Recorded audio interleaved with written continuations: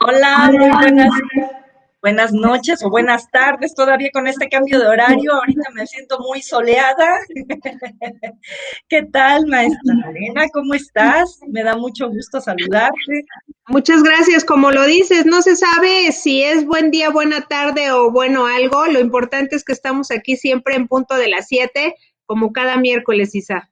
Sí, así es. Pues hoy nos toca hablar precisamente sobre, continuamos con las acciones agrarias del artículo 18 de la Ley Orgánica de los Tribunales Agrarios y vamos a hablar precisamente de la fracción quinta y sexta que tanto conflicto nos provoca, o incluso cuando estábamos adentro era más todavía el conflicto que nos provocaba. Estábamos comentándolo la vez pasada precisamente en lo del vocablo, simple y sencillamente, que era el conflicto y que era una controversia, ¿verdad, Lore?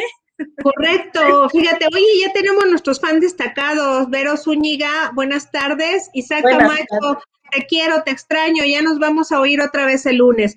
Pues así, aquí estamos en temas agrarios, como lo señala Isabel. Bueno, pues el artículo 18 de la Ley Orgánica de los Tribunales Agrarios lo tenemos que ver. Iris Muñoz dice linda tarde, Chayana también linda tarde. Lo tenemos que ver muy bien para la fijación de la litis, es decir, qué es lo que vamos a plantear nosotros en nuestro escrito inicial de demanda para que pueda de primera mano admitirse y segundo, fijar la litis tendiente a resolver el juicio y respecto de la cual vamos a ofrecer pruebas. Siempre en la práctica, tanto detrás de la barandilla como adentro de los tribunales, ha causado alguna controversia la fracción quinta que dice que los tribunales unitarios conocerán de los juicios, de los conflictos relacionados con la tenencia de las tierras ejidales y comunales. En tanto, la fracción sexta habla de las controversias en materia agraria ya habla de sujetos agrarios, ejidatarios, comuneros, posesionarios o avecindados entre sí, así como de las que se susciten entre estos, es decir, de los sujetos agrarios con sus órganos de representación o de los mismos núcleos de población. Isa, ¿son muchos de estos juicios que conocemos en los tribunales agrarios? Fíjate que es interesante. Considero que sí, y te voy a decir por qué. Por ejemplo, estábamos comentando hace rato sobre la nulidad de las actas de asamblea. Y por ejemplo, en las nulidades, a quien vas a demandar, pues es al núcleo de población. Entonces, a través de su representante ejidal, que es el comisariado ejidal. Entonces, o de los comuneros, que es el comisariado de bienes comunales. Entonces, ahí, ¿qué fracción entraría? Pues yo considero que la sexta. Sin embargo, perdón, efectivamente, y ahí todavía no se trata de un conflicto sobre tierras agrarias propiamente, sino simple y sencillamente es entre el particular o los particulares y el núcleo de población, pero sobre una mala asignación o sobre algún error existente en el acta de asamblea. Entonces, eso es lo que marca la diferencia. ¿Cuál sería entonces, y quiero que nos hagas favor de abrirnos un poco el panorama en ese sentido, sobre los conflictos, la fracción quinta, ahí que entraría? Ok, eso a mí y creo que también a ti en la práctica te pasó, hay luego ejidos y comunidades del mismo nombre y que Exacto. colindan. Entonces tenemos el ejido San Marcos y la comunidad San Marcos, entre paréntesis ficticio, ejido y comunidad San Marcos en algún estado de la República y colindan.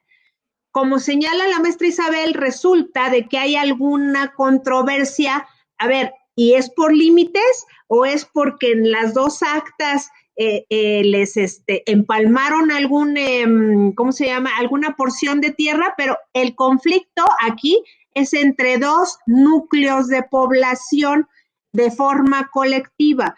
No está peleando, no se está controvirtiendo la parcela o la unidad de dotación de un solo ejidatario comunero, sino toda la superficie que le fue reconocida, en su caso a la comunidad, o que le fue dotada al ejido.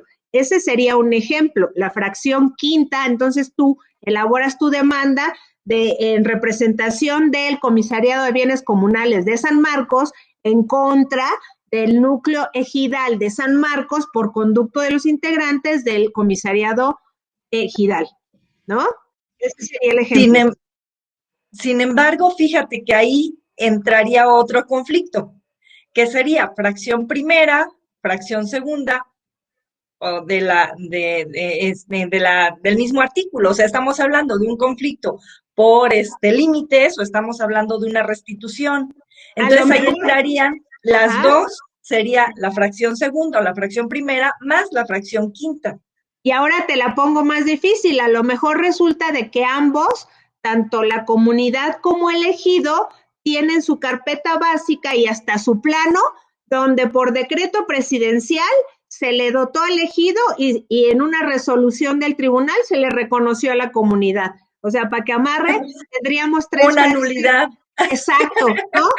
La fracción cuarta. Exacto, ¿no? Entonces es complicado, pero de verdad es lo más importante, por eso decidimos empezar estos 15 minutos con el análisis de este artículo, ¿verdad, Isabel? Con esta dinámica. Es que está muy interesante porque incluso cuando vienen y te preguntan, las personas o los ejidatarios o los abogados incluso piensan que ya traen muy bien su asunto definido y les empieza uno a preguntar y a sacar, así que empieza uno a sacar hebra y termina uno sacando un rollo impresionante. ¿Por qué? Porque necesita uno muchos antecedentes para poder fijar una litis adecuada. De lo contrario, y muchas veces, perdón, pero se molestan porque dicen, pero si ya está tan fácil, si era mi abuelito, las tierras de mi abuelito.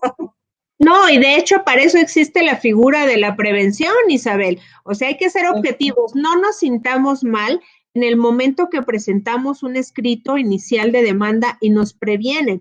Por el contrario, es en el ánimo de conducir de forma correcta tus pretensiones para que se fije de manera debida la litis, ofrezcas las pruebas que te van a llevar a buen puerto, ¿no, Isabel?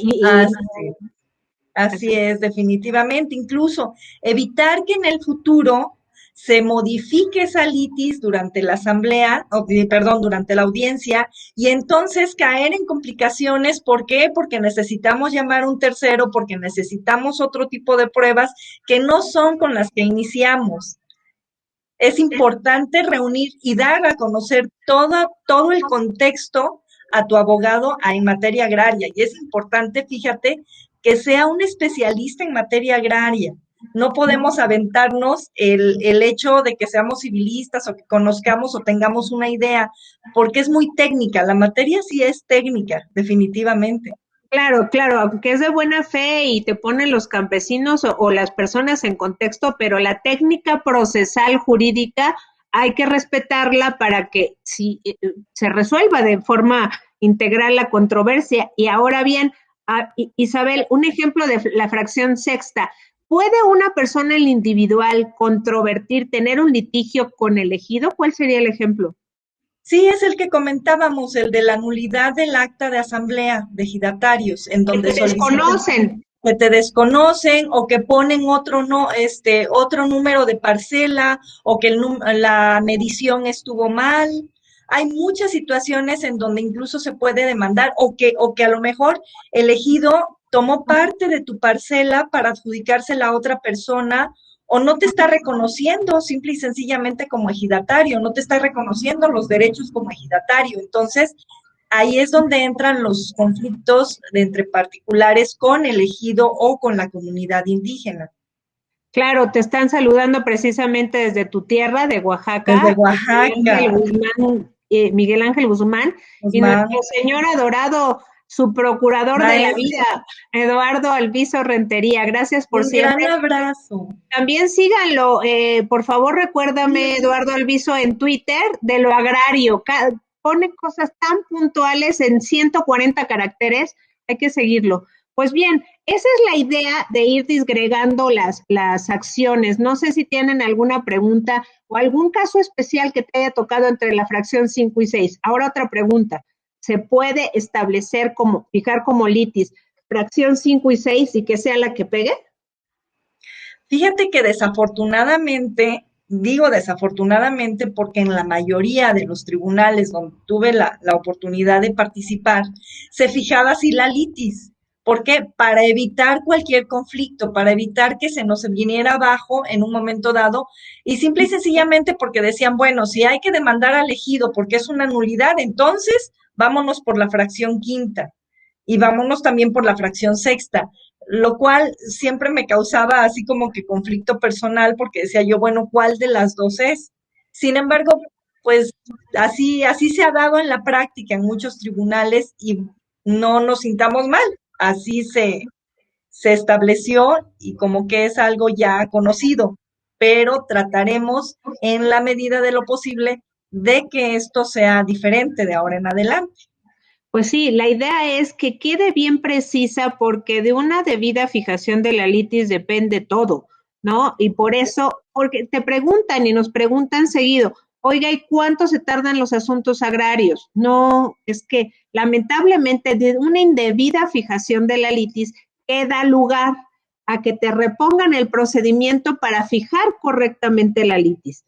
Y Así. después, oiga, pero esa es una formalidad técnica, sí, pero que incide en el fondo. A lo mejor, si en lugar de ponerte fracción, no, pero en ese ejemplo que dice Isabel, perdónenme, donde dos núcleos agrarios se están en controversia. ¿Qué pasa? ¿Puede llegar una tercera persona, Isabel, a decir, ¿quién estoy interesado en ese asunto? ¿Un particular? ¿Sí o no? Sí, claro, claro que puede. En un momento dado, a lo mejor hay una pequeña propiedad o alguien que considera que es una pequeña propiedad, un pequeño propietario, y pues tiene que ser parte de la litis. Y ahí sería, en todo caso, la fracción sexta, no la fracción quinta.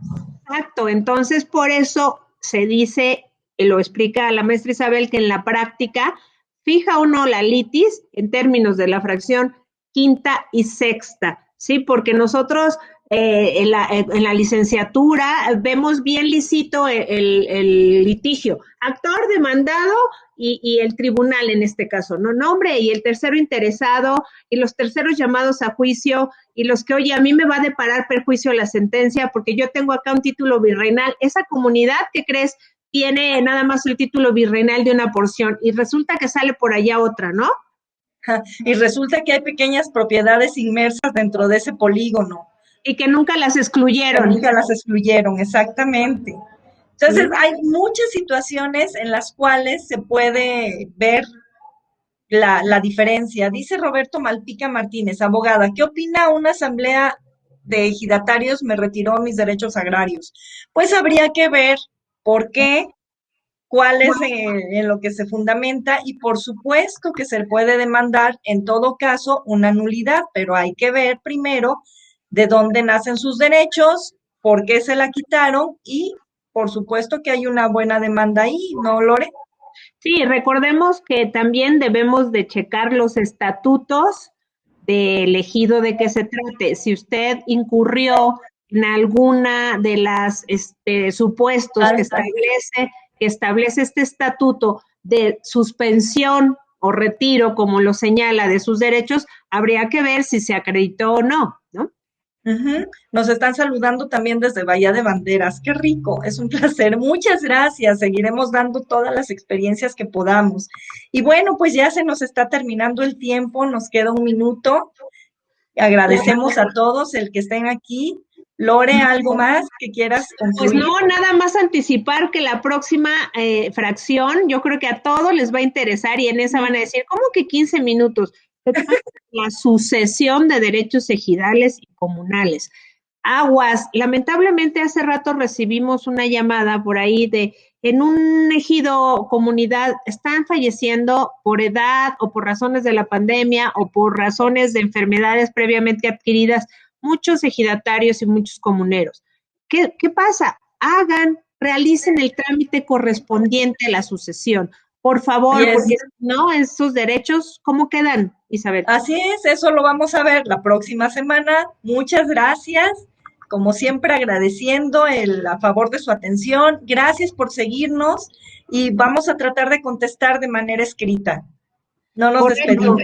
Saludos desde Toluca. Gracias, gracias a todos. Abraham, te contestamos sin falta, por supuesto. ¿Qué derecho tiene una persona es ejidatario adquirir una parcela.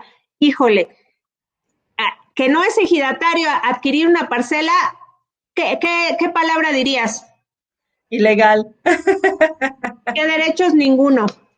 Cuídense Así es. mucho. Buenas tardes, bye. Bye.